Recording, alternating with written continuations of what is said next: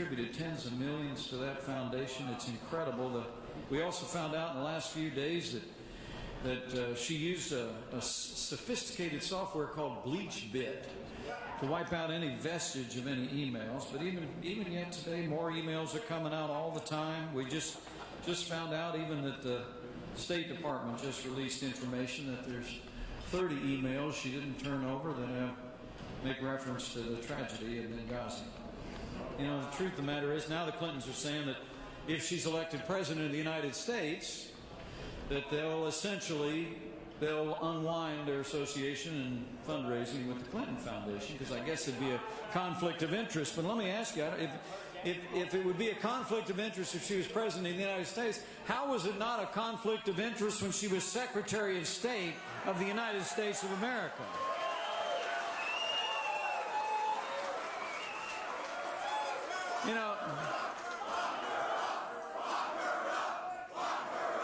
You know, the American people are tired. We're tired of the pay-to-play politics in Washington, D.C. And that's exactly the kind of politics that's going to come to a crashing halt the day that Donald Trump becomes the 45th president of the United States. So if you're suffering from Clinton corruption fatigue, I've got the cure. 70 days from now, do everything in your power, North Carolina, to be the first state on the board to make sure that Hillary Clinton is never elected president of the United States of America.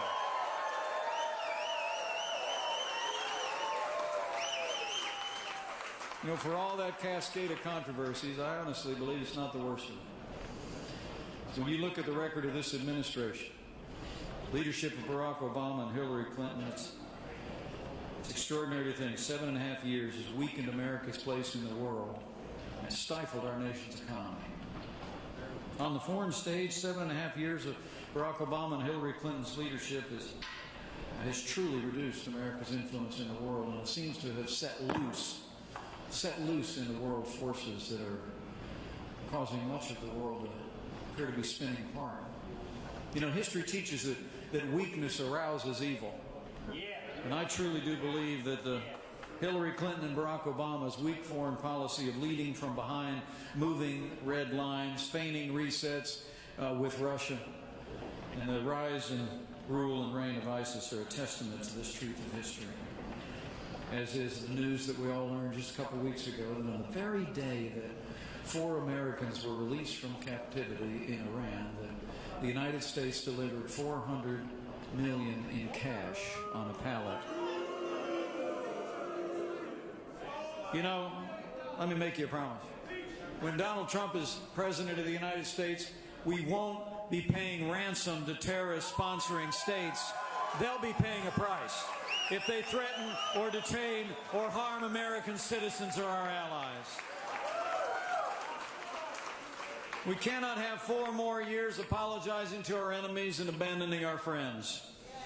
America needs to be strong for the world to be safe. And I promise you, from day one of a Trump administration, Donald Trump, as President of the United States, will rebuild our military, will stand with our soldiers at home and abroad, will restore the arsenal of democracy, and he will lead on the world stage with American strength.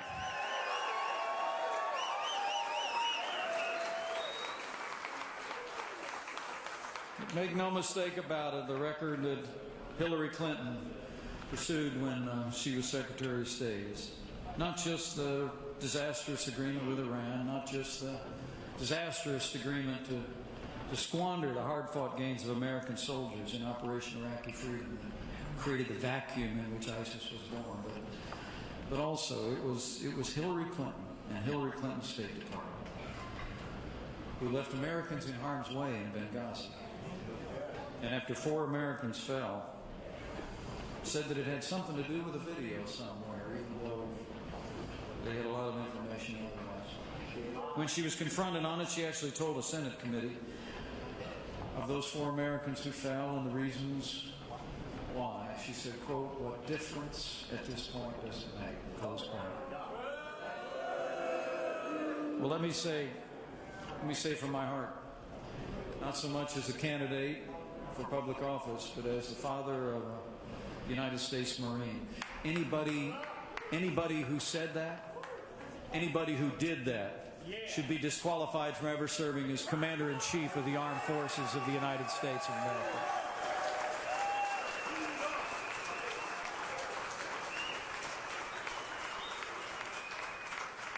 But as frustrating as the record Barack Obama and Hillary Clinton is on the world stage, it's been even worse at home.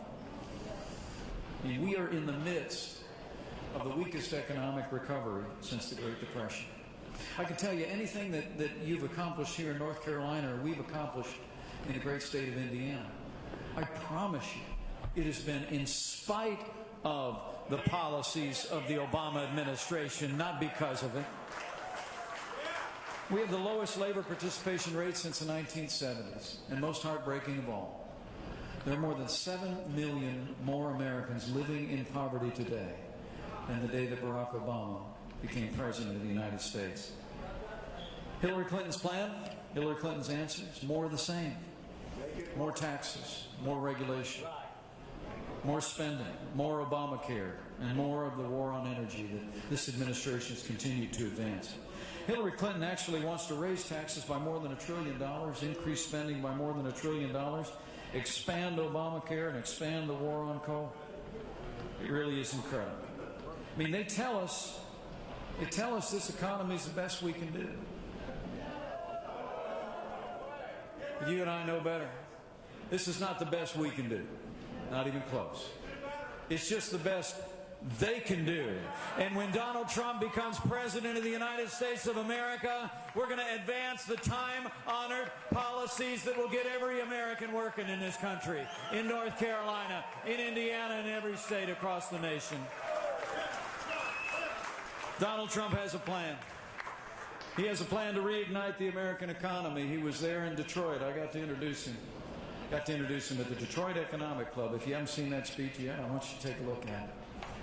I got to tell you, I'm going to be introducing him tomorrow in Arizona when he gives an important and a historic speech on how we will end illegal immigration in the United States of America and uphold the rule of law. But Donald Trump's plan to get this economy moving again is pretty straightforward. Tax reform, regulatory reform, trade reform, and energy reform.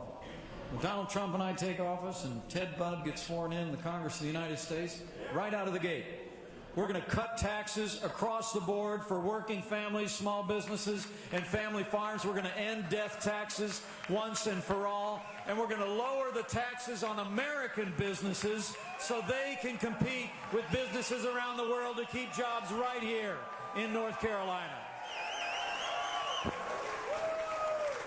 And on day one of the Trump administration, he's going to do what we did back in the Hoosier State. We cut some taxes back there each of the last 4 years, but what we also did in Indiana, Donald Trump's going to do, and that is on day one, he's going to sign a moratorium on any new federal red tape, and he's going to repeal every single Obama executive order that is stifling growth and stifling jobs in this economy.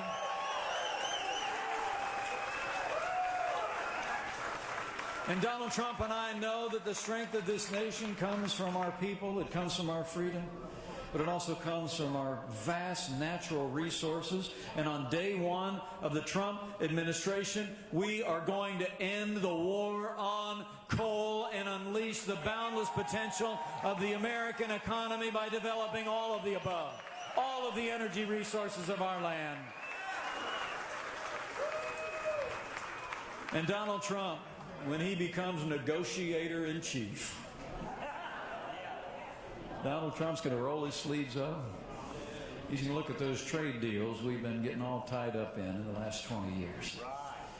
We're going to renegotiate NAFTA. We're going to drop TPP like a hot potato. And we're going to negotiate trade deals that work for the American working man and woman. And we're going to hold our trading partners to the agreements that they make, so that it's a win for American jobs.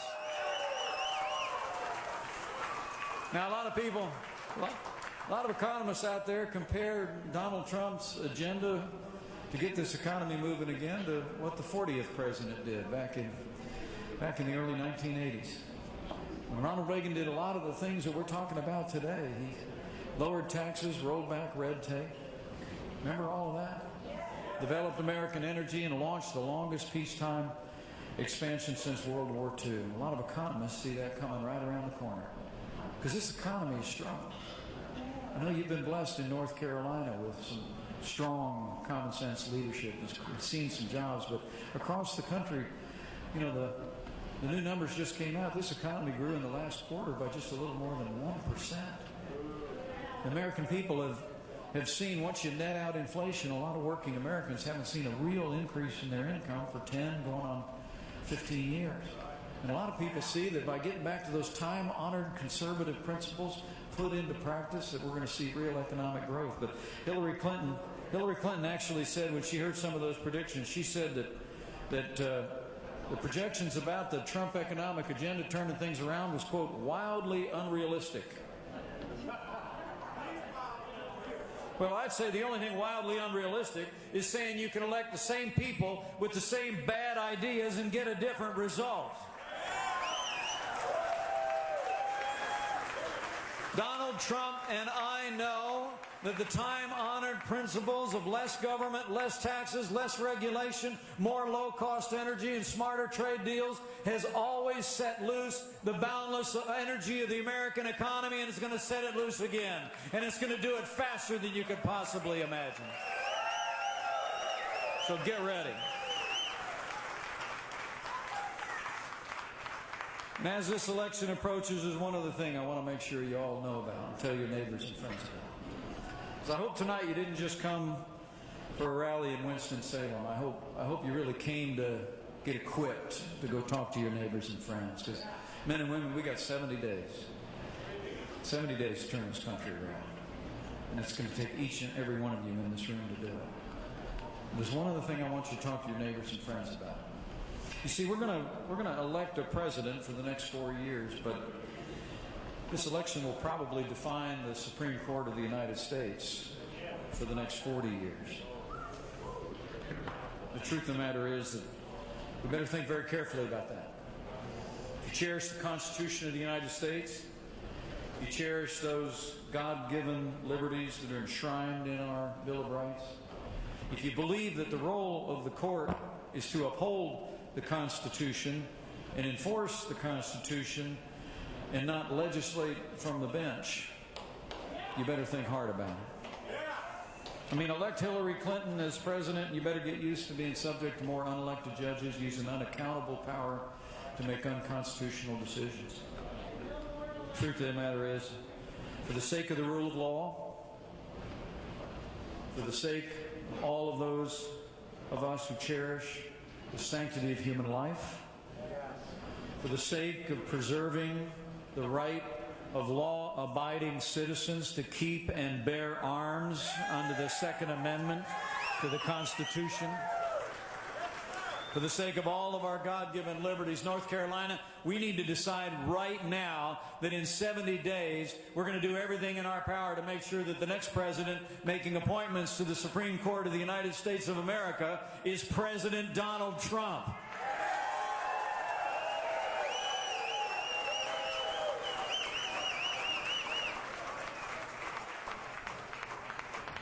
You know, this is a very challenging time in the life of our nation. Think about the issues in this campaign. I really think it boils down to security and prosperity, the rule of law, and maintaining the highest standards of integrity in the highest office in the land.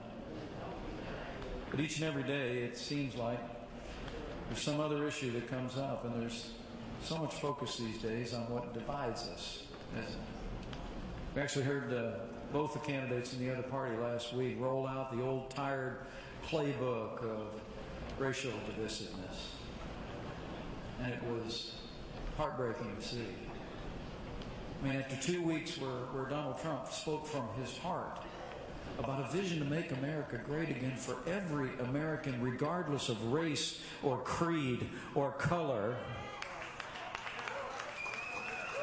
all we got from the other side was the same old divisive rhetoric that they always roll out around election time. But I want to tell you, I hope as you leave here tonight, I hope you'll go out and I hope you'll lay out that choice for the American people, the people of North Carolina, and Winston Salem. But I hope you'll also, you got those really good-looking red hats on. And I hope you'll go out and explain what that slogan means. Because, you know, when Donald Trump says we can make America great again, he just simply knows in his heart of hearts that you get government out of the way, the American people will right the ship of our nation faster than you could possibly imagine. And they will make America great again. And by making our nation great again, what we mean by that is really reviving the American dream. You know what I mean? And it proceeds out of Donald Trump, as it does with me and my family, from the same place. I mean, the truth is that his grandfather came to this country to live the American dream just like mine did. My grandfather drove a bus in Chicago, Illinois for 40 years. Proudest man I ever knew.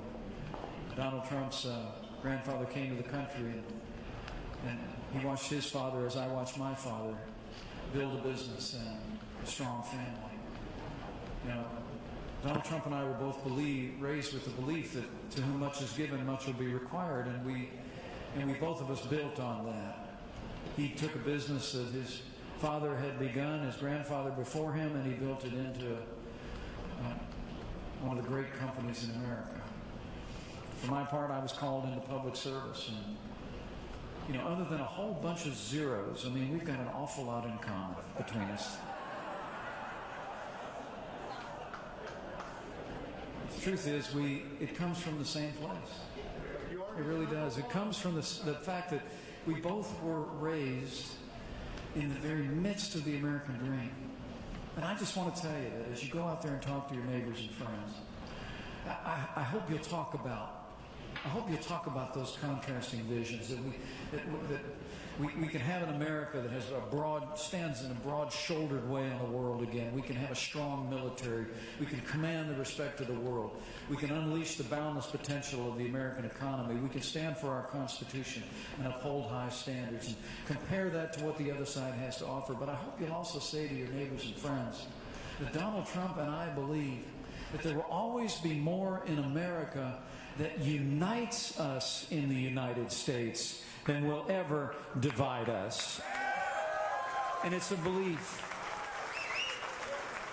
It's a belief in the boundless potential of every individual. It's a belief in the boundless potential of every individual given the opportunity to pursue their dreams and freedom, to be able to achieve those dreams. That's what the American dream is. And so go and share that, and share it with passion. Because I truly do believe that this is a time when our nation is in need of healing. After a generation where we seem to have been divided one among another, it's time for us to come back to what really does unite us. Our faith in God, in freedom, and in the American dream. And if you're of a mind too, like Karen and I do from time to time, to bend the knee, I encourage you to do it. Not to pray so much for a candidate or a cause, but just pray for this country, because I'll always believe what has been true before is still true today. This is written long ago. If his people who are called by his name will humble themselves and pray, he'll hear from heaven, and he will heal our land again. I believe it. So my fellow Americans, my friends here in North Carolina, it's great to be back. We will be back again and again. Make no mistake about it. North Carolina will loom large in the destiny of the nation. The direction that America will choose may well be made in the decisions that you and your neighbors make here in North Carolina. So I want you to go tell somebody. I want you to lay out that choice. And I'll tell you exactly how to do it. Do it by asking questions. And here's a few for you. Say to your neighbors and friends, if you want a president who will protect this nation, rebuild our military, restore the arsenal of democracy, command the respect of the world, and hunt down and destroy the terrorist organization ISIS that threatens our people,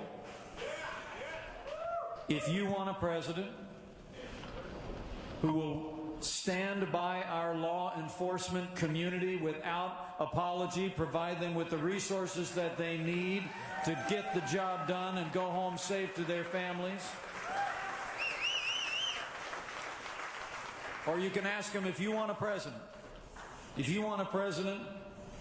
who will squeeze every nickel out of that bloated federal bureaucracy, who will cut taxes, grow this economy, and repeal Obamacare lock, stock, and barrel. And if you want a president who will end the flood of illegal immigration, secure our borders, build a wall, and enforce the laws of this nation for the citizens and those legally within our nation. And I promise you on this one, you can ask. If you want a president who will upend the status quo in Washington, D.C., and uphold the Constitution of the United States of America, then you say to him, if you want all of that, then you just have one choice. And you can tell him I told you. That man is ready.